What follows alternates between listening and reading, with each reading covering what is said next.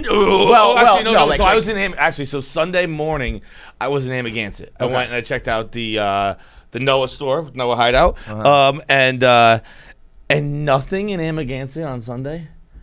No bars, no nothing. Open before noon. Yeah, that's great. So I was sitting in the park on a bench like an asshole.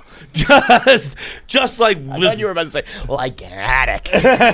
No, I was just sitting there, and this was infuriating, because I was like, why can't I just get... The liquor store wasn't open. I was like, it'd be better if I had a beer. I'd rather just be sitting in a bar or something like that. People were just drinking coffees, being happy, playing with their kids, being happy, playing with dogs, being happy. The nerve! One guy was fucking writing in his journal, and I just sat on a bench like this for 3 hours. 3 hours, Kevin. Bro. Yeah. Why not do something else? There wasn't anything else to do. Nothing to do. My brother had to leave. I would go home, go to sleep or something. No place to go. I'd already moved out of the hotel. Oh my god! And then my brother. So you just sat there like Forrest fucking Gump, just sitting on a bench. I just sat there. Until there was a bar. Until my flight. No bars ever opened. Then I just went to the airport. And then I went to the airport a little early, because guess what? I figured they'd have a bar there. No bar there either. It was nuts. I ate chips and had a Coca-Cola like a fucking 6-year-old. Like a child. Like a goddamn child. First, I sat in a fucking park alone for like a whole... You sat in a park like an old man, and then you ate like a child. Yeah, I was like, it's just fucking cans of Coca-Cola and bags of fucking Doritos.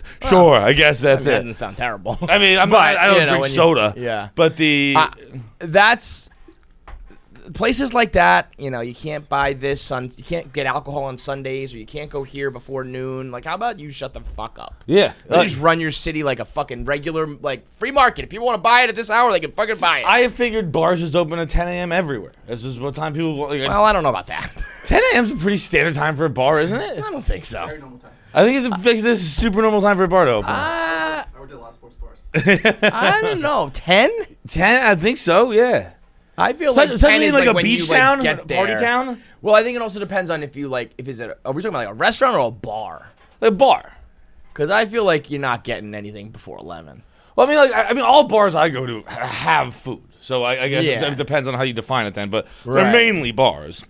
They just have kitchens as well. Right, but it's like breakfast spots are going to be open to serve breakfast in the morning. But if you're just talking about a straight bar, I feel like dude, anything. Can you imagine waking up hungover on a fucking Hamptons vacation, and you're telling me I can't even get a Bloody Mary here? Yeah. What are we doing? Yeah. What are we doing? Well, the Hamptons is crazy, man. I don't know about it anymore, and maybe it's changed, but Hampton Bays and West Hampton are like the very first Hamptons. And that's where Hampton Bays has the Bordy Barn, and West Hampton had the Drift and Neptunes and like these like fucking fun bars, and it's like 2.5 hours closer than Montauk is. And you still get beautiful mansions and the same goddamn Atlantic Ocean and the same fucking sand. It's just 2.5 hours closer.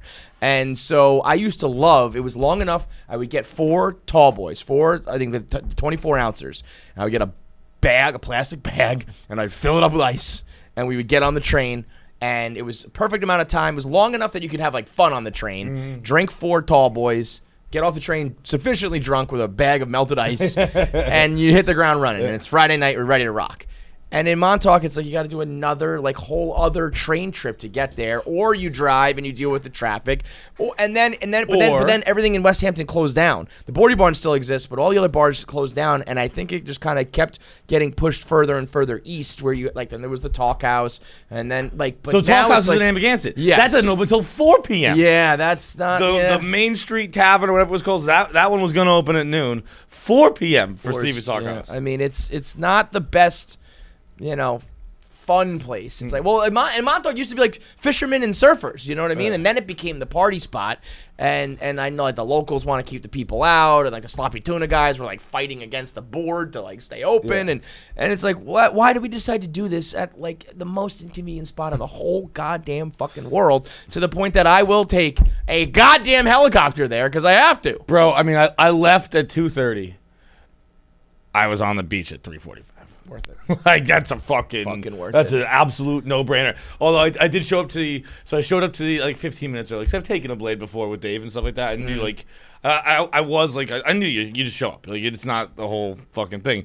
And So I sit down, have a whiskey, real weak pour for being honest here, and then I got another one where they were like, well, like.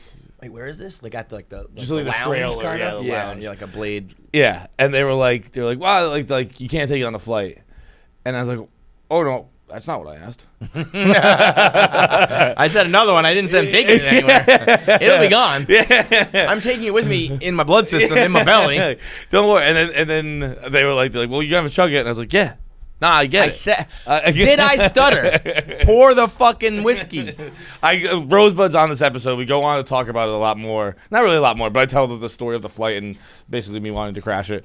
But the craziest thing that happened in all this, and to this day, I can't be the one who's wrong about this, is that once you land on a Blade flight, Blade sends you an email.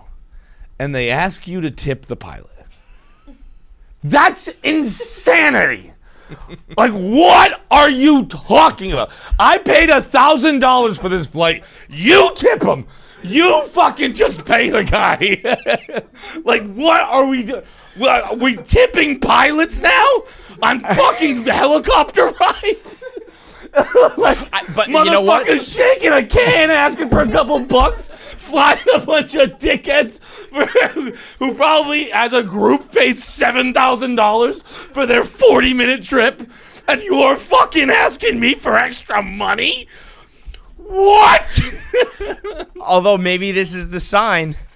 Maybe the rich and bougie people are tipping their pilots, John. I mean, and maybe you're not a helicopter guy if you don't tip your pilot. dude, I mean, like, I gotta tip the guy, but I'm gonna be Very upset about it. Yeah. Like, it was like $20. Like the offers they gave it was like $20, $50, $100, and I was like, that's it. That's even worse. It's even stupider. I thought it was gonna be like, you know, you got to throw them like $250 or something. Like what we're doing here is a super bougie thing, and you gotta fall in line and like give him a bunch of cash too. $20 is almost like I mean, let me double that's check like to make sure I'm right on this, disrespectful. but That's like I'd rather get tipped no money than $20 on your.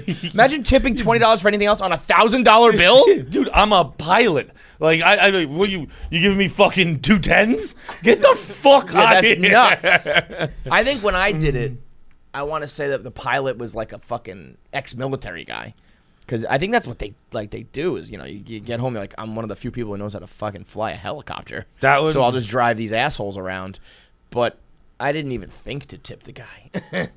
Granted, I was a young dumb asshole at the time, but I didn't even consider that I should have tipped him. Oh wait, I honestly I think I got so mad about this email I deleted. I'm deleting it. I can't. There are a few things in this world that feel as cool as getting on a helicopter. Yeah. You want the good news or the bad news? What do you want, the good news or the bad news? I always go good news first. All right, the good news is when we started this shit, only 10% of people watching our YouTube videos were subscribed. And now it's up to 40%. So that's almost like a 50-50 split. That's a 30% increase. A little math for you. That's the good news. Too much math for me, but it's good news. You know what the bad news is? That still means 60% of you motherfuckers aren't subscribed. It still means the majority. It's good thing I asked first, because that would have been backwards. That'd have been terrible, yeah. Imagine if I was like, well, the good news is... It's good thing I fucking go good news first. 60% still just freeloading off of our videos. And guess what? It's YouTube. You're all freeloading. It's not really all... The only cost is to push the fucking button. Just push it. Push the button. Push it. Push it real good. Push it real good!